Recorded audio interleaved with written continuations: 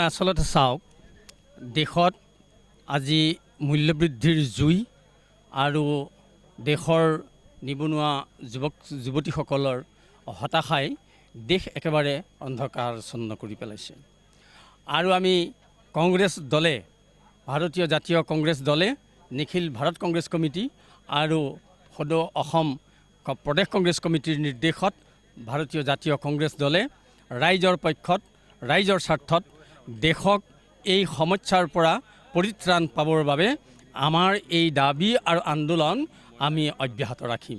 সেয়ে আমি এই মহংগাই पर चर्चा এই কাৰ্যসূচীৰ জৰিয়তে আমি ৰাইজৰ আমাৰ এই সমস্যাখিনিৰ কথা দেশৰ সমস্যাখিনিৰ কথা আমি বুজাব বিচাৰিছোঁ।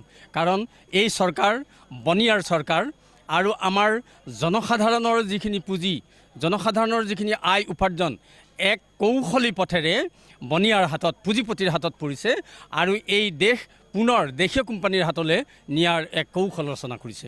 গতিকে আমি কেতিয়াও ৰাইজক দেশক নিজৰ আমি ভাৰতীয় জাতীয় কংগ্ৰেছ দলে এই ভাৰতবৰ্ষ আমি ব্ৰিটিছৰ হাতৰ পৰা ৰক্ষা কৰিছোঁ আৰু ইয়াক কেতিয়াও আমি পুনৰ আকৌ সেই পুঁজিপতি কোম্পানীৰ হাতত আমি এৰি দিব নোৱাৰিম। দৰকাৰ পৰিলে এই বিজেপি চৰকাৰক আমি শাসনৰ গাদীৰ পৰা ৰাইজক লগত লৈ গাদীচ্যুত কৰিবলৈ আমি প্ৰস্তুত আছোঁ।